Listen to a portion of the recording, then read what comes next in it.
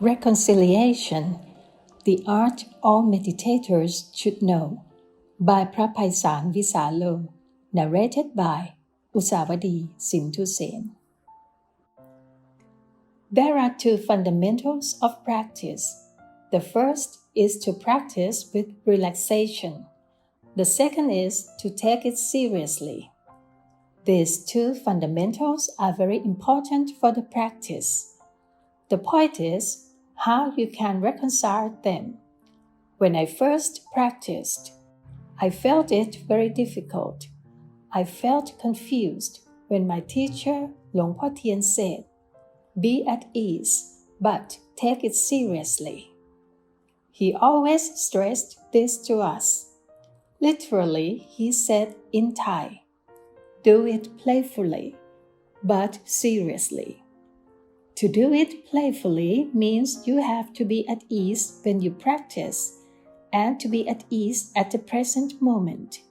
To take it seriously means you have to continue with your practice all day, all week, all month, and all year, neither giving it up nor stopping it.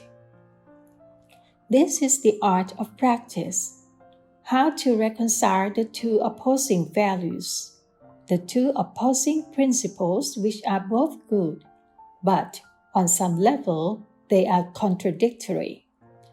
I have already talked about the middle way. The middle way is a practice that avoids the two extremes. Those two extremes are bad, so we have to avoid them. Yet, there are two principles, two values that are both good, but in opposition to each other. We have to reconcile them to make them in harmony. These are the arts of the practitioner. Firstly, you have to avoid the two extremes because both are bad. Secondly, you have to harmonize the two values. These two arts are different. Sometimes people are confused.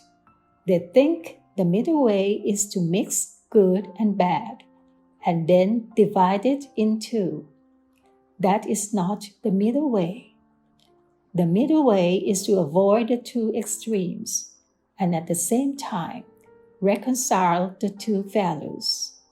In Buddhism, you will find that this art is very necessary.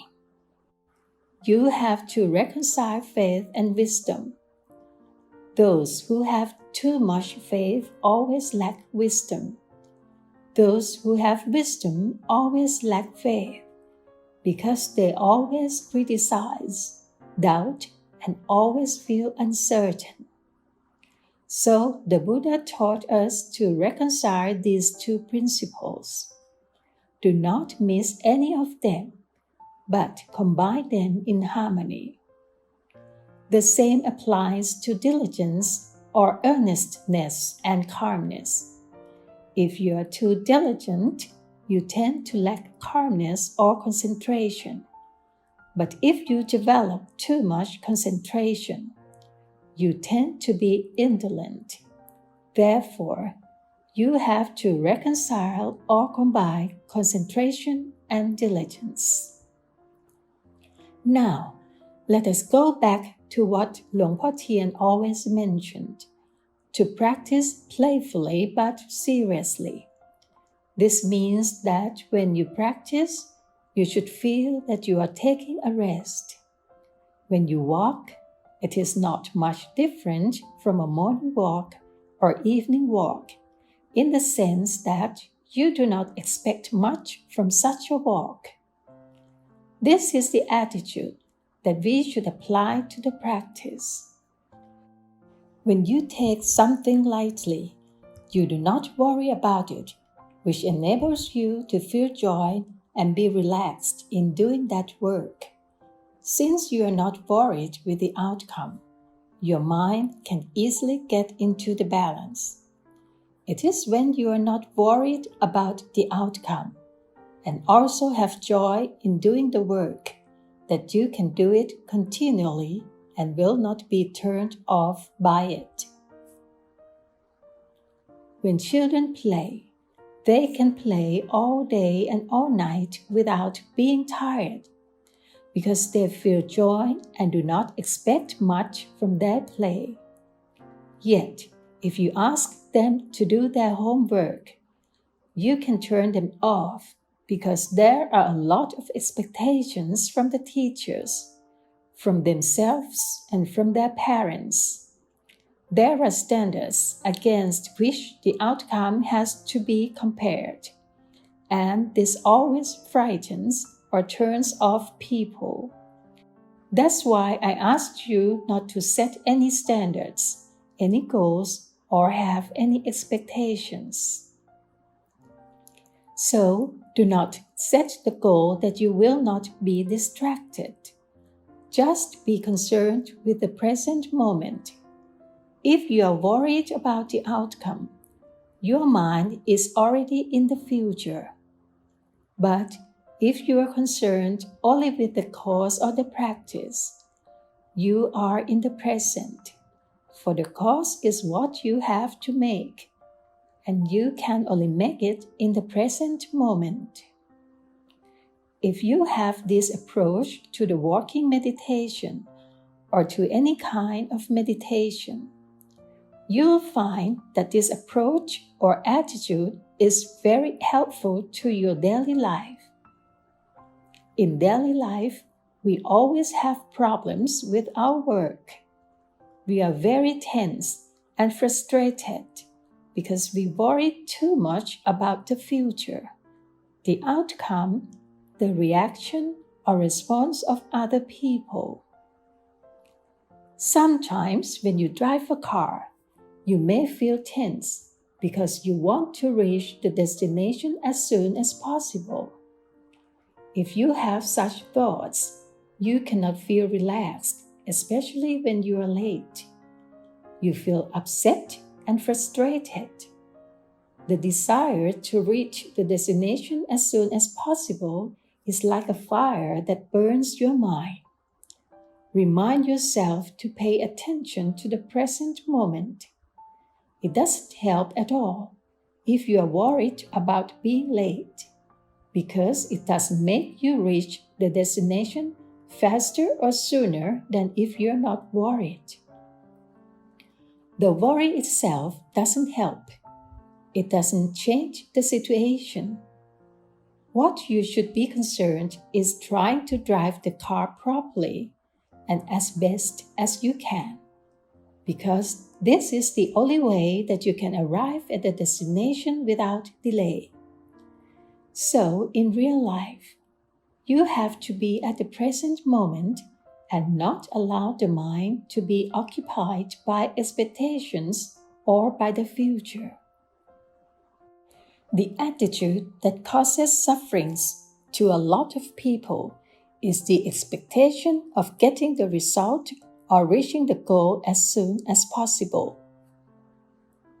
For example, when I write a book, if I think that it will take 1 more year or 1 more month to finish, I will be worried because it's still a long time and I feel tired already.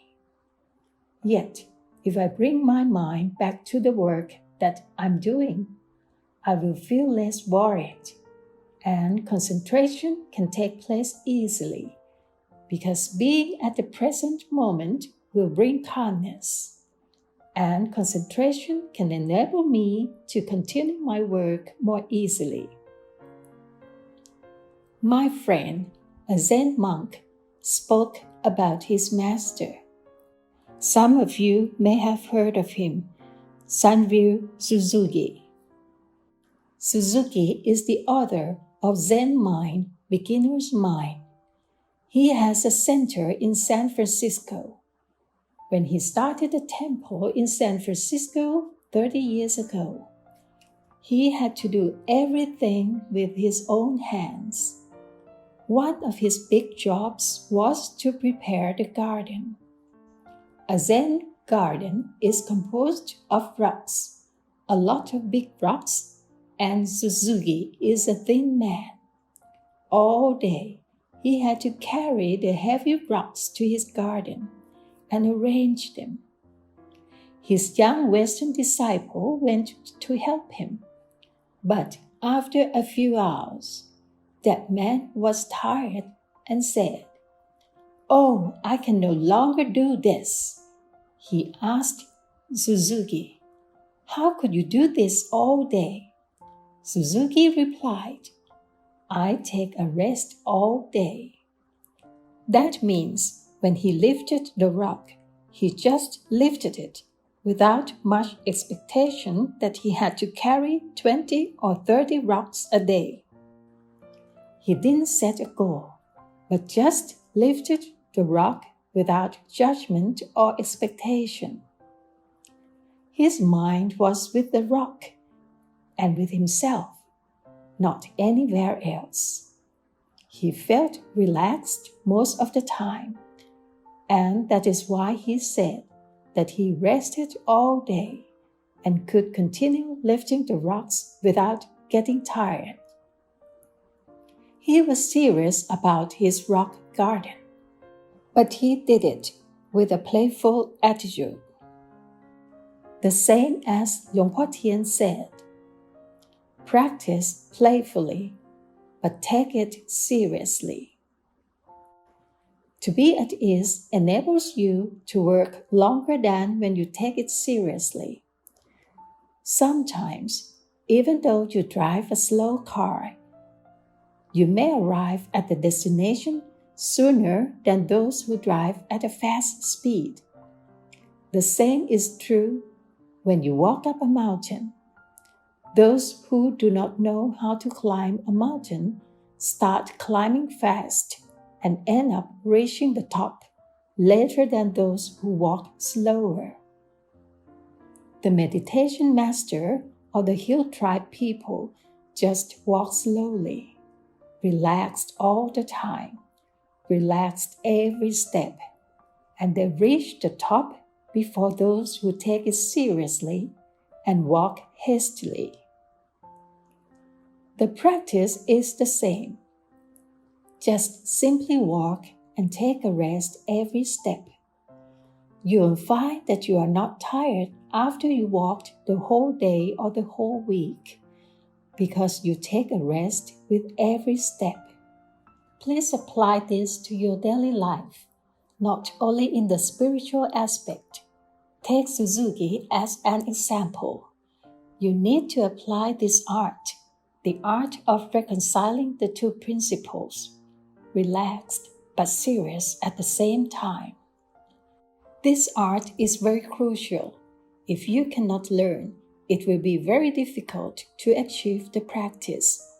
Please take the practice as a way to train your mind to have a skillful approach, not only to meditation, but also to your life, to your family, to your work, and to society as a whole.